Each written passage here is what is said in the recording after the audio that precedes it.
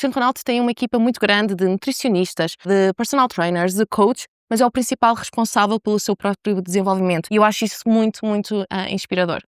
Olá, sou a Tânia Nunes, People Development and Learning Manager na L'Oréal. O meu objetivo, a missão de vida é desbloquear o potencial nas pessoas, nas organizações. E se calhar aqui o meu lado B, adoro correr e ando sempre aqui com o meu Garmin, mesmo em reuniões, gosto de compaginar estas duas fases da minha vida.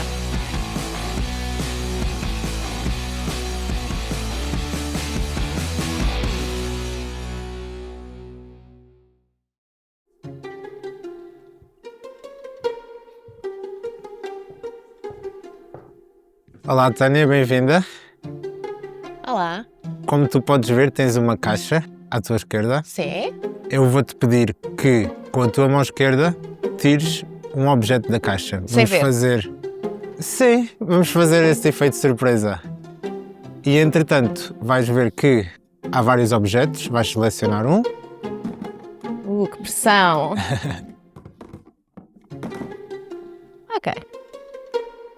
Ok. E cada objeto terá uma pergunta. Muito bem. Se puderes ler a pergunta em voz alta. Claro que sim.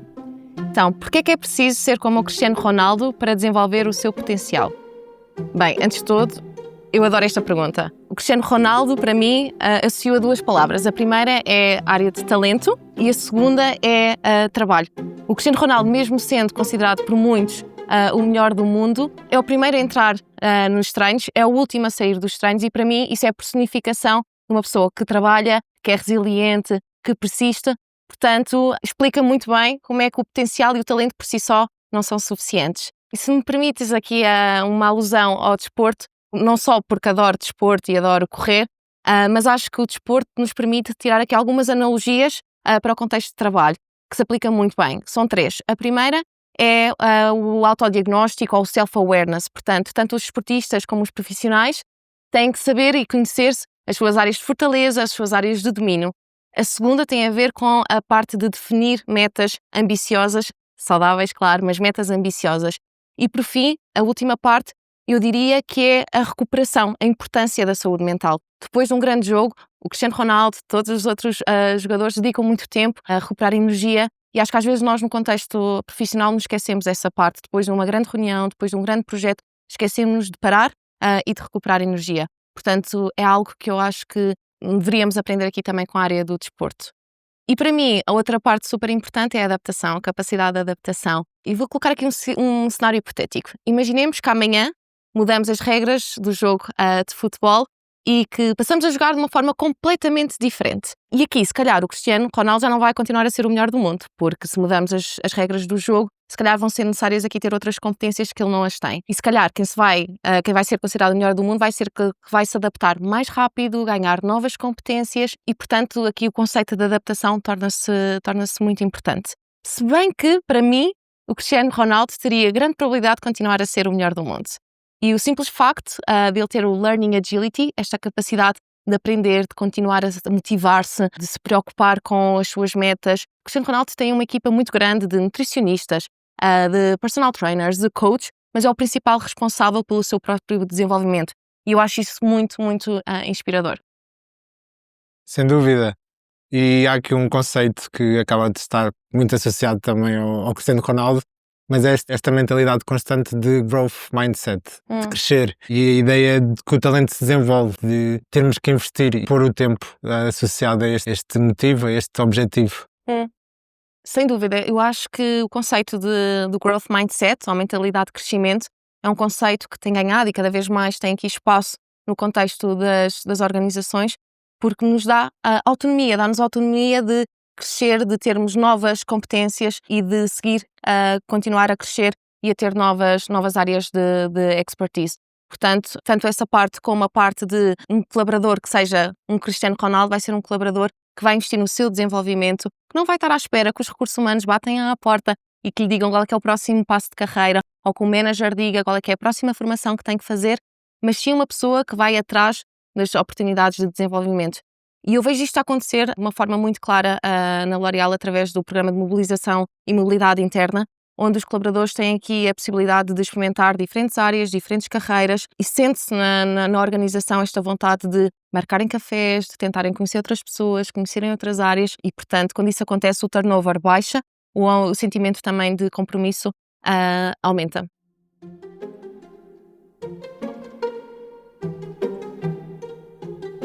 Ok. Ai.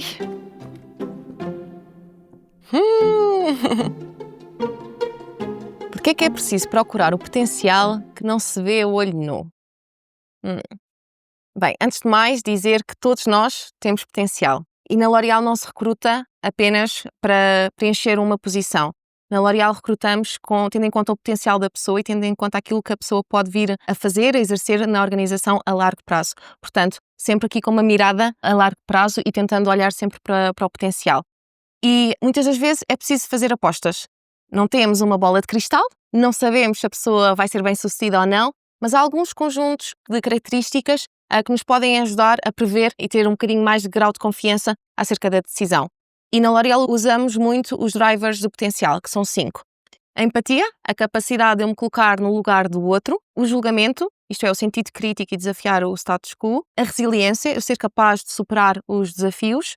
A ambição, ser capaz de estabelecer metas ambiciosas. E, claro, a famosa learning agility, esta capacidade de continuar a aprender.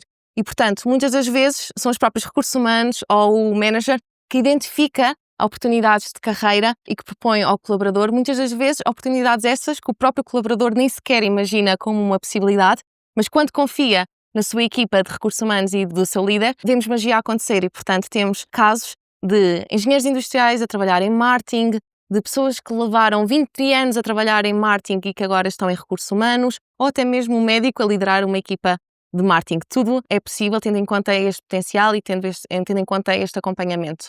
Para além dos drivers de potencial, existem várias formas de nós conseguirmos aqui aceder ao potencial das pessoas e pode ser através, numa entrevista, de eu fazer perguntas acerca do seu expertise e do seu know-how, mas também pode ser através de perguntas mais genéricas, mais abertas, onde consigo chegar ao outro lado da pessoa que está por trás do currículo e conhecê-la melhor.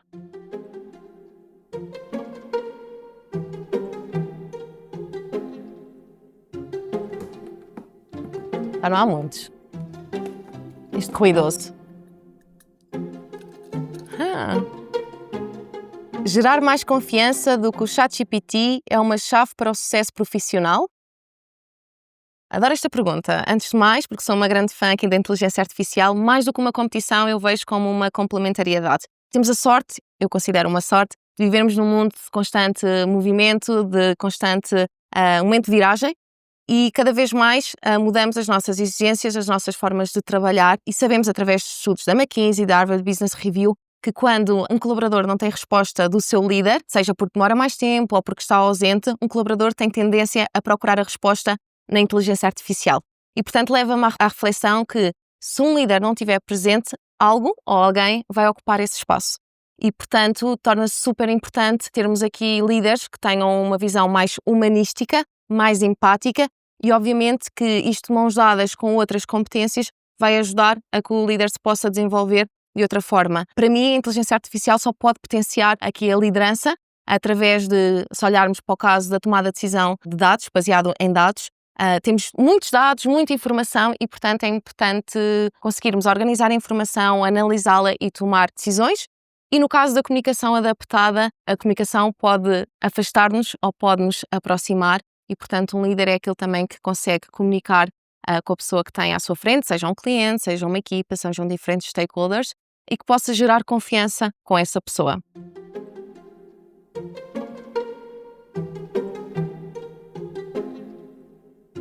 Seguimos? Seguimos. Que agora estou com vontade de ver as próximas. Não é que antes não tivesse. Eu vou ver esta, que é mais fofinha.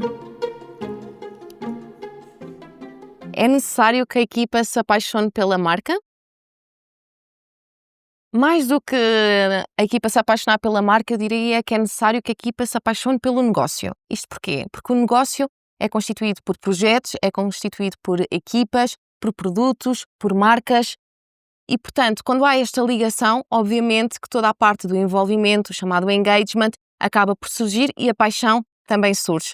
No caso da L'Oréal, o nosso objetivo, o nosso propósito não é vender nem batons, nem protetores solares, nem perfumes, nem shampoos. Fazemos e gostamos muito de o fazer, mas não é esse o nosso propósito, não é esse que nos faz sair da cama todos os dias. O que nos faz é criar a beleza que move o futuro. É isso que nós acreditamos que poderemos fazer a diferença no mundo, e é um propósito em que cada colaborador, cada um de nós, dá um conceito diferente a cada um desses. E se olharmos aqui para o universo, para o grupo L'Oréal, temos várias marcas e algumas marcas têm aqui missões mais específicas. E se puder aqui partilhar as minhas duas preferidas, a La Roche-Posay, por exemplo, que tem aqui o propósito de cuidar das peles sensíveis. Claramente é um compromisso para com a saúde, para com a dermatologia e para com o impacto social. E se quisermos olhar para a mítica L'Oréal Paris, com a famosa frase, o famoso claim, porque nós o merecemos, porque eu o mereço, sabemos que vai muito mais além do que estas palavras. Significa o empoderamento feminino, significa apoiar e dar espaço à mulher para ter a sua identidade com mais confiança. Portanto, quando os colaboradores trabalham com marcas com este propósito, obviamente que toda a parte da paixão vem por acréscimo e os resultados também são evidentes. Há desafios e sabemos que nem sempre todas as pessoas vão encaixar ou vão ter fit com uma empresa, e está tudo bem. Vamos democratizar isso também. Eu costumo dizer que nas empresas aqui a parte do fit e do match é como nas relações amorosas. Muitas das vezes há pessoas que estão em relações que mais tarde percebem que não era por aí, não era a pessoa indicada naquele momento, e a mesma coisa acontece com as organizações. Está tudo bem a reconhecer que chegou ao fim e que vamos seguir caminhos diferentes. Portanto, quando isso acontece, obviamente tem que haver estas conversas e tem que haver aqui uma tomada de decisões, mas que acontece. Aqui o sentimento de marca torna-se muito importante, porque os colaboradores, mais do que colaboradores, eu, Tânia, sou colaboradora, mas sou embaixadora, sou consumidora, e portanto é altamente importante que os nossos colaboradores se sintam conectados com a marca e que possam fazer viver esta missão e estes valores na organização.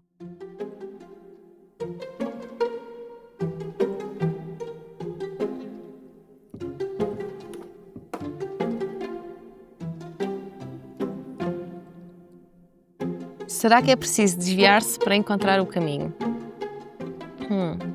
Esta pergunta faz-me refletir.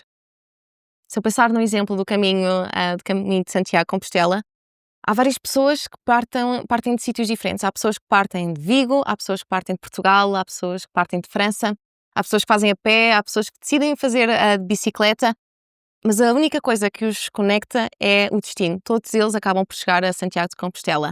Não importa o caminho, nem a forma como o fazem. O importante é como o fazem e a atitude que o levam. Portanto, respondendo a esta pergunta, eu acho que muitas das vezes o caminho encontra-se perdendo. A minha carreira acho que não foi nunca uma linha reta, pelo contrário, acho que foi aqui um mapa com muitos atalhos, muitos cruzamentos, com muitas aqui tomadas de decisões diferentes, mas acho que também foi isso que me fez levar ao sítio onde estou agora e também encontrar-me com o meu propósito. Portanto, cada um dos sítios onde eu tive deu-me algo muito específico. Por exemplo, da Microsoft, eu levo toda a parte da vanguarda de formas de trabalhar, do rigor a lidar com as pessoas. Da Vodafone, eu levo a estrutura e a organização. Da McKinsey, eu levo um conjunto de ferramentas para resolver problemas de forma sistemática e pragmática. E da L'Oréal, levo a inovação, o empreendedorismo e a paixão pelas pessoas. Portanto, cada um destes espaços, mais do que a indústria e o setor, eu acho que a cultura tem aqui um peso muito grande, e a Tânia, que se tivesse ficado na Microsoft, não seria uma Tânia nem melhor nem pior do que a Tânia que é agora, seria apenas uma versão diferente da que é hoje, mas acho que às vezes é preciso tomar estes caminhos e estes desvios, e uma pessoa muito especial no meu percurso profissional disse-me uma frase que nunca esqueço, que é: às vezes é preciso dar um passo atrás para avançar, e esse passo atrás só faz parte do tchá-tchá-tchá, e quando a vida nos proporciona momentos de dança, há que saber então aproveitar esses momentos e seguir avançando. Portanto, às vezes é preciso desviarmos para nos encontrarmos no caminho, sem tomar nenhum caminho correto. E aqui pensando um bocadinho da minha experiência, eu fiz o estágio na L'Oréal, e depois deste estágio tive outras 2 experiências profissionais em empresas completamente diferentes, e 8 anos depois voltei aqui à empresa, e acho que há algo especial quando voltamos a um sítio onde nós já estivemos. É como no caminho de Santiago de Compostela, no meio de tantos sítios para visitar e para explorar, há pessoas que decidem voltar a fazer esse caminho, porque elas mesmas não são as mesmas pessoas que eram anos atrás. Portanto, vão voltar a fazer esse mesmo caminho sim, mas com um conjunto de pensamentos, de comportamentos diferentes, e eu acho que é isso que também traz a beleza à vida, é nós podermos também seguir crescendo e seguir evoluindo.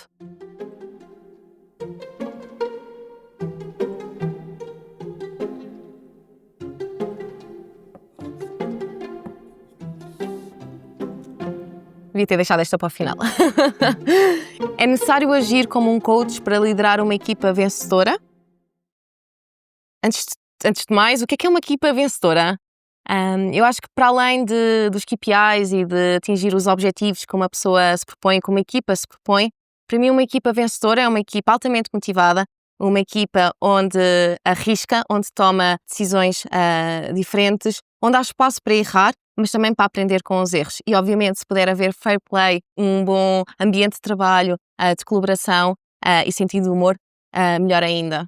Para mim é necessário que um líder seja um bom coach, isto é, que seja capaz de tirar o melhor da outra pessoa através de fazendo perguntas e fazendo as perguntas poderosas. Eu acredito que possa ser bastante tentadora não fazer as perguntas, mas sim dar as respostas quando temos experiência, quando já passamos pelos mesmos temas. É humano, esta vontade quase de querer ajudar e de querer avançar as coisas. Mas um coach tem que se tentar centrar nesta parte de fazer perguntas e não tanto dar respostas. No entanto, não pode ser só um coach, porque senão seria um coach e não seria um líder. Então o que é que falta aqui? Falta a capacidade de liderar no sentido da palavra, que é dar um contexto, dar um frame, compartilhar uma visão, valores e, obviamente, aqui toda a vertente de gestão de pessoas, de as fazer desenvolver e de as fazer crescer. Portanto, tem que ter sempre esta parte entre coach e líder. Nestes anos de experiência tenho aqui visto algumas mudanças na forma como um líder gera toda a relação com a sua equipa. Se pensarmos em alguns anos atrás, havia 2 momentos críticos ao ano entre o líder e o seu colaborador, que era a meio do ano e ao final do ano. Fazíamos estes 2 checkpoints para garantir que estava tudo bem, para comunicar a avaliação de desempenho, o bónus e ter estas conversas mais profundas. Mais recentemente passámos a falar em conversas por quarter, conversas mais frequentes, onde podemos ter este espaço de partilha. E atualmente o que vemos, mais do que a frequência nestas conversas, são conversas profundas, conversas que importam e conversas que trazem aqui um layer, digamos assim, mais profundo em relação ao tipo de conversas que existem e que podem ajudar o colaborador a crescer e a desenvolver-se na organização. E, portanto, obviamente que as organizações têm aqui uma grande responsabilidade em preparar os seus líderes para também poderem ser coaches e terem estas ferramentas. E falamos aqui de formações, dar formações, workshops, mas não só. É preciso também criar este espaço seguro para que os líderes possam praticar, possam aprender e que possam continuar-se a desenvolver na organização. E quando o fazem, vemos através dos questionários do clima organizacional que vamos melhorando estes resultados. E, portanto, eu acho que é o desenvolvimento real a acontecer, porque só 10% da nossa aprendizagem dá-se através da formação formal, da formação em sala. 20% dá-se através da aprendizagem com os outros, através do feedback, da percepção, e a grande maior parte, os 70%, dá-se através da aprendizagem do learning by doing. Eu aprendo melhor fazendo, errando, aprendendo. E se pensarmos no exemplo de aprender a andar de bicicleta, é muito mais fácil, eu vou aprender de uma forma muito mais consistente se me colocar em cima da bicicleta, dar balanço e tentar, do que se eu vir um vídeo no YouTube ou do que se eu tiver alguém ao meu lado a dizer, ok, primeiro colocas um pé, depois colocas outro pé. Portanto, esta parte do learning by doing tem um espaço muito grande e as organizações têm esta responsabilidade também de acompanhar os líderes neste processo.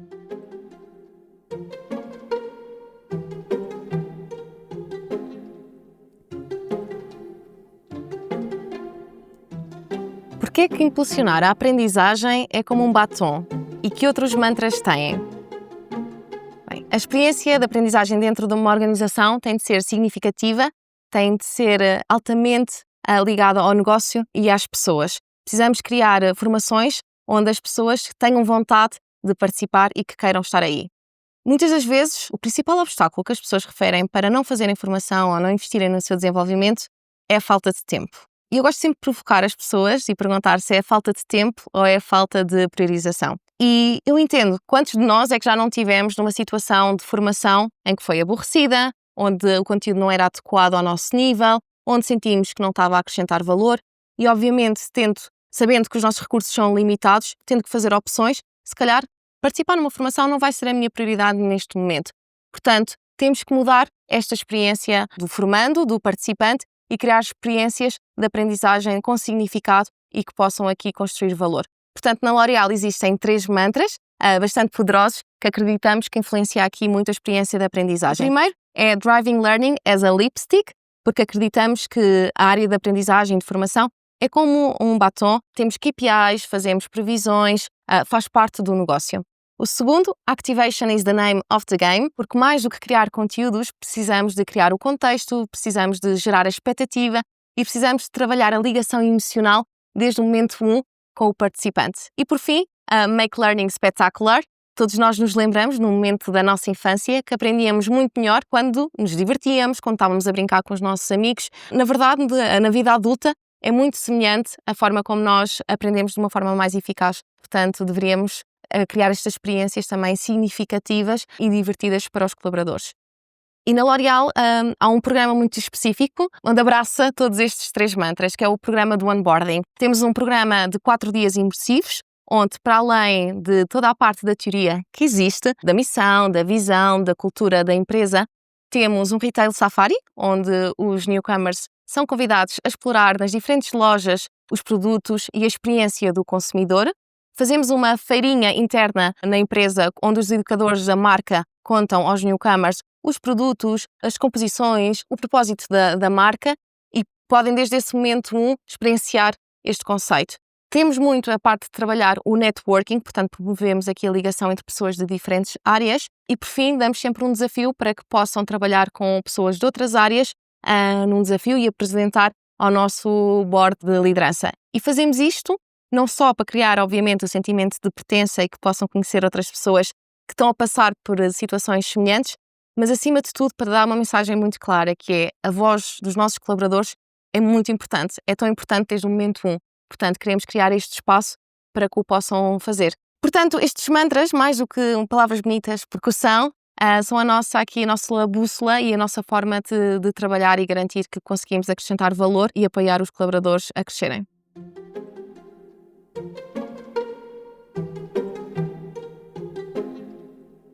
Última.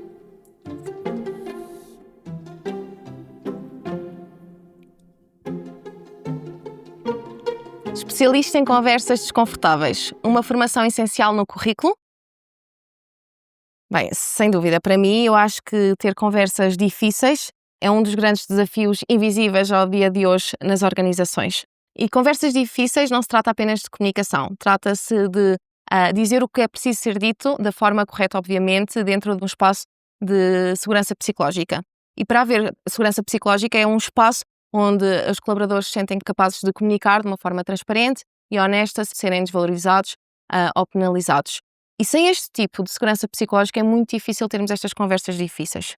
Porquê? Porque quando não temos a parte da segurança psicológica, ativamos a zona de trás do cérebro, a amígdala, que é responsável pela parte mais instintiva e de proteção. Portanto, neste momento, o que nós estamos focados em fazer é proteger-nos, o que é bastante útil se tivermos um leão à nossa frente, é bastante útil este ato de nos proteger. O que é que acontece? Atualmente não temos leões no nosso dia-a-dia de trabalho. Temos outro tipo de leões. Temos uma agenda cheia de compromissos, temos deadlines apertados, temos avaliações e, portanto, quando estamos nessa fase, nessa parte da amígdala, é impossível nós conseguirmos desempenhar no nosso melhor. Então, o que nós precisamos de fazer é garantir que temos este espaço de segurança psicológica para avançarmos então para a parte do córtex pré-frontal e que é responsável então por acionar toda a parte das funções executivas, que nos permite o quê? Resolver problemas, tomar decisões, conectar, comunicar e, portanto, este é o que nos vai permitir então desempenhar e ter aqui conversas profundas, conversas difíceis, ainda que possam ser desconfortáveis.